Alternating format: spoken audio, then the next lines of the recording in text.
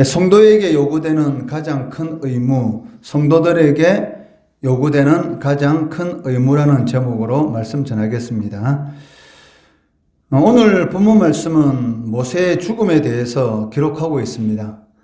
하나님께서는 모세가 증거의 노래를 지어 백성들에게 가르친 그 당일에 모세에게 느보산에 올라 가나안 땅을 바라보라고 명령하시고 그가 거기서 죽게 될 것이다 라고 말씀하고 계십니다. 49절 말씀해 보시면 너는 여리고 맞은편 모압 땅에 있는 아바림 산에 올라가 느보산에 이르러 내가 이스라엘 자손에게 기업으로 주는 가나안 땅을 바라보라 라고 말씀하고 있는데 49절 이 말씀해 보시면 마치 모세가 두 산을 오르는 것처럼 이렇게 기록되어 있습니다. 아바림 산에 올라가 느보산에 이르러 라고 이렇게 기록하고 있는데 여기 이 아바림 산이라는 것은 아바림 산맥을 말을 하고 있습니다. 즉 아바림 산맥에 있는 느보산에 올라가서라는 그런 의미를 가지고 있다는 것이죠. 거기서 모세가 죽게 될 것이다 라고 이렇게 하나님께서 말씀하고 계십니다. 이러한 모세의 죽음에 대한 이 말씀은 그 신명기 3장 23절에서 29절에 이미 말씀하셨습니다. 그런데도 불구하고 이처럼 모세의 죽음에 대해서 반복적으로 말씀하시는 것은 이제 이 모세의 그 시대는 끝났다라는 것을 말씀하는 것이고 또한 그 아무리 이 모세라고 할지라도 이 죄는 그 사람으로 하여금 하나님의 약속에 참여하지 못하게 한다라는 것을 보여주고 계시다는 것이죠. 그를 통해서 가나안 정복을 앞두고 있는 이스라엘 백성들이 그 하나님의 율법에 순종하도록 하기 위한 그런 목적이 있다라는 것을 알 수가 있습니다. 이러한 이 본문 말씀을 통해서 그 하나님께서 강조하시는 그 핵심적인 그 주제가 있습니다. 그것은 이 성도의 의무에 대한 것입니다. 하나님의 영광을 나타내는 것이 무엇보다 중요한 성도의 의무다라는 것을 오늘 이 본문 말씀을 통해서 강조하고 있다는 것입니다. 그 51절 이 말씀해 보시면 그 모세의 범죄가 상당히 중요하게 그 취급되고 있는데 그 이유에 대해서 51절에서 그 말씀하고 있다는 것입니다. 51절 말씀해 보시면 이는 너희가 신광야 가데스의 무리바 물가에서 이스라엘 자손 중 내게 범죄하여 내 거룩함을 이스라엘 자손 중에서 나타내지 아니한 까닭이다 라고 말씀하고 있습니다. 모세가 이 가데스 무리바 물가에서 하나님 앞에 범죄한 내용이 무엇입니까?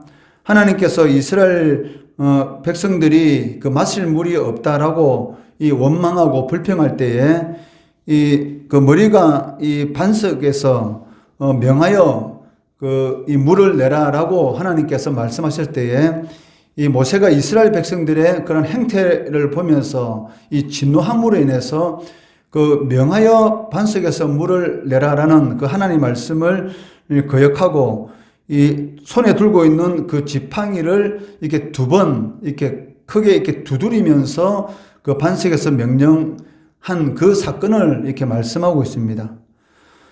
이 사건은 사실 이 성경을 읽는 그 사람들의 생각에 그 이런 모세 행위가 그 가나안 땅에 들어가지 못할 만큼의 심각한 죄를 지은 것인가라는 그러한 이런 그 의문을 가질 수도 있다는 것입니다.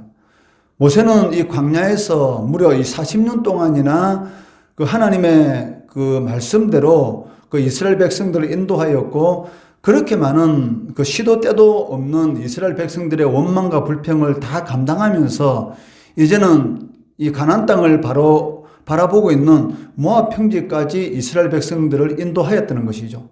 그 수많은 원망과 불평 가운데서도 인내하고 참고 그 하나님의 뜻대로 하나님께서 요구하시는 대로 이스라엘 백성들을 이끌어 왔는데 그 한 번 그 말씀으로 반석을 면하라는 그 말씀대로 하지 않고 순간적인 이 화 때문에 그 반석을 두드린 그 일로 인해서 이 가나안 땅에 들어가지 못한다라는 이런 하나님의 이런 그 징계는 너무 그 심한 것이 아닌가라는 그런 생각을 가질 수도 있습니다.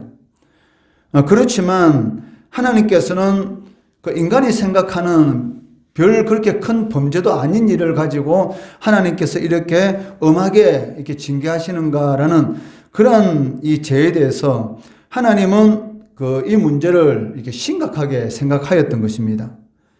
그 이유는 그 모세가 하나님의 거룩하심을 이스라엘 백성들에게 나타내지 않았다라고 말씀하고 있습니다.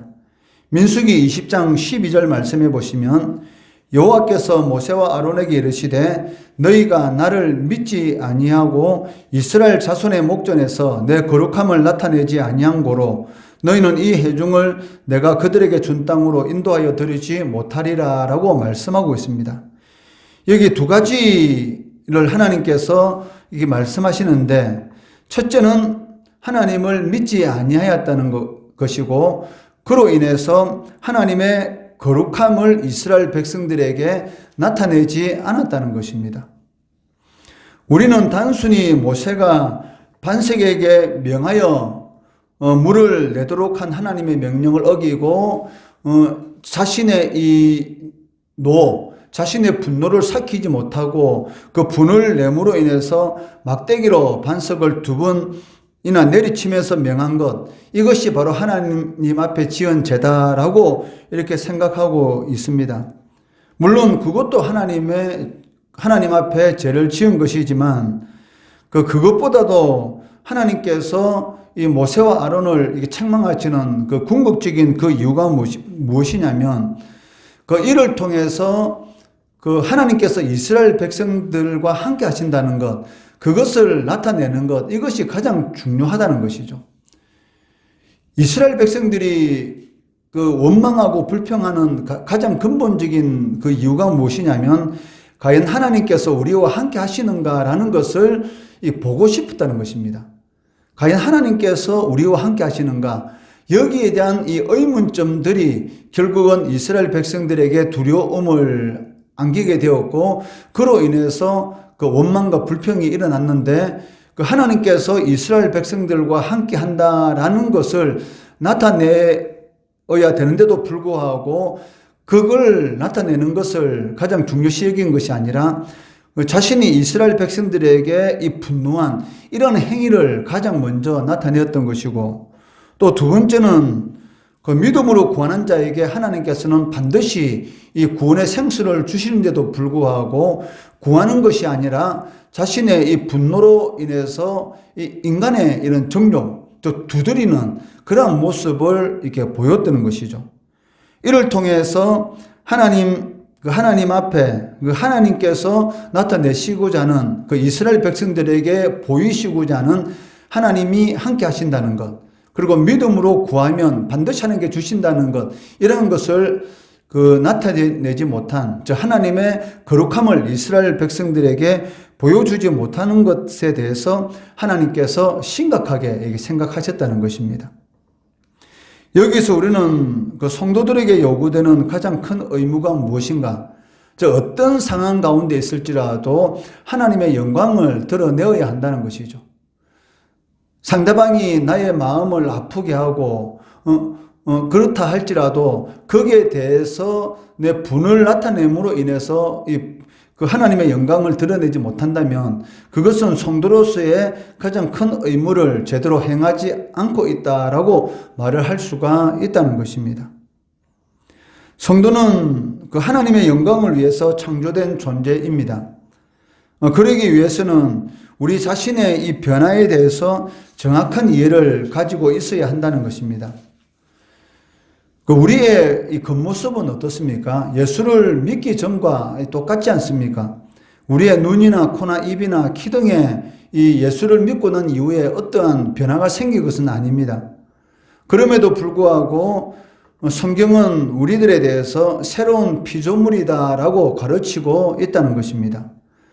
고린도후서 5장 17절 말씀해 보시면 그런즉 누구든지 그리스도 안에 있으면 새로운 피조물이라 이전 것은 지나갔으니 보라 새 것이 되었도다라고 말씀하고 계십니다.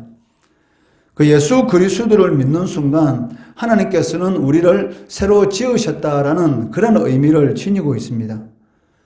이것을 그 신학적인 용어로 중생, 거듭났다라고 이렇게 말을 하고 있는데, 제 아래에 있던 우리를, 죄에 대해서는 죽고 하나님께 대하여는 산자로 하나님께서 우리를 세워주셨다라는 그런 의미를 가지고 있습니다.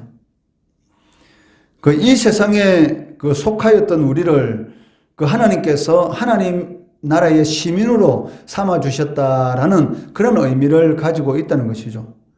이에 대해서 바울 사도는 우리들의 시민권은 하늘에 있다라고 말씀하고 있습니다. 이처럼 이 세상에 속하였던 우리들이 하나님의 나라의 시민이 되었다라는 이 말은 우리들의 가치관이라든지 우리의 삶의 목표, 삶의 방식이 완전히 바뀌었다라는 그런 의미를 가지고 있습니다. 이전과는 전혀 다른 그런 모습을 가지고 살게 되었다라는 그런 의미를 가지고 있다는 것이죠. 그런데도 불구하고 예수를 믿기 이전의 가치관, 즉 세상적인 이런 가치관을 가지고 육신의 정욕과 안목의 자랑과 이생의 자랑의 삶, 즉 이 세상으로부터 오는 것들을 끊임없이 인생의 목표로, 삶의 목표로, 그리고 삶의 방식으로 추구하고 있다면 이것은 새로운 피조물의 삶이 아니다라고 할 수가 있을 것입니다. 완전히 새로운 사람으로 변화됐는데도 불구하고 변화되지 않은 그런 삶을 살아가고 있다면 이것은 새로운 피조물의 그런 삶이 아니라는 것이죠. 그렇기 때문에 성도는 항상 자신이 새로 지음을 받았다라는 그런 것을 명심하고 하나님께 영광 돌리는 그런 삶을 살아가야 한다는 것입니다. 그리고 이것은 당연한 성도의 의무다라고 할 수가 있습니다.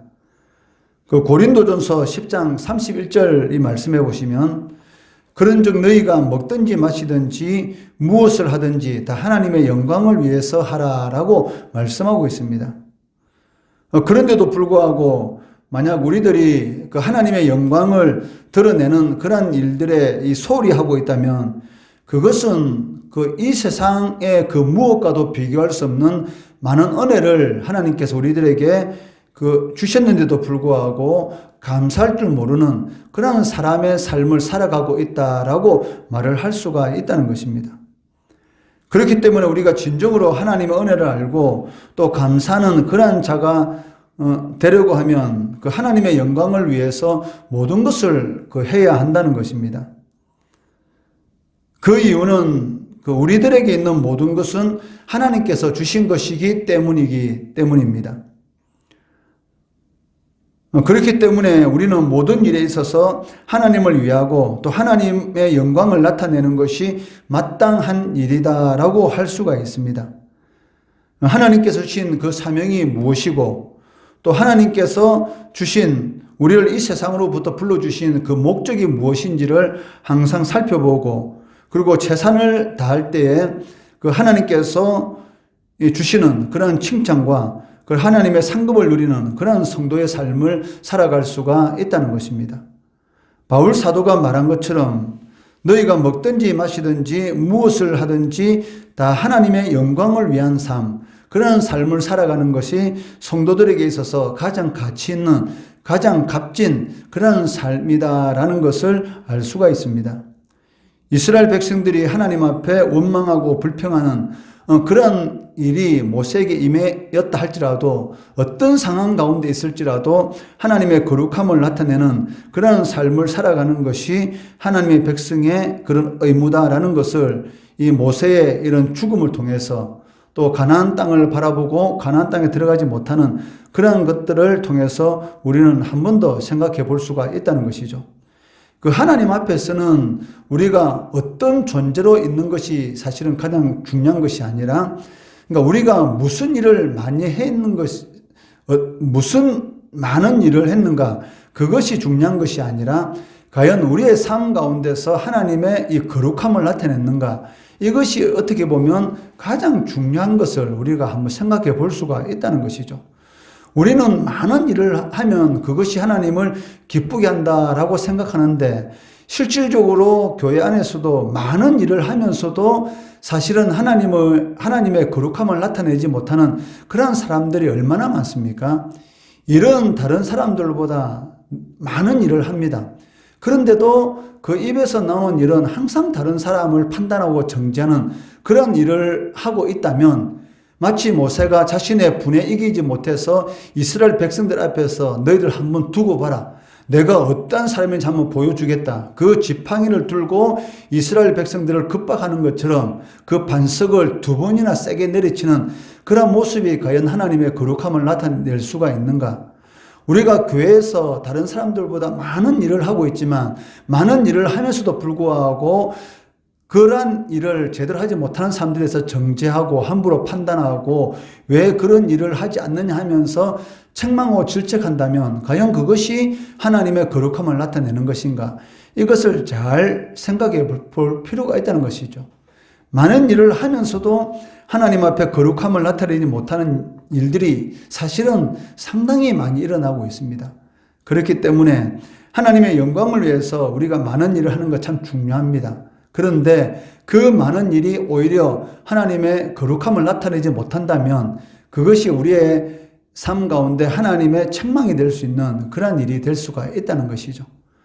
그렇기 때문에 오늘 이 말씀 한번 곰곰이 한번 우리의 삶 가운데 적용해 보시고 내가 하나님을 위해서 열심히 일을 하면서도 불구하고 혹 하나님의 거룩함을 나타내지 못하는 그런 일을 행하고 있는 것은 아닌지 돌아보심으로 하나님이 기뻐하는 그런 하나님의 칭찬과 상급을 누리시는 우리 성도들 되시기를 주의 이름으로 축원합니다.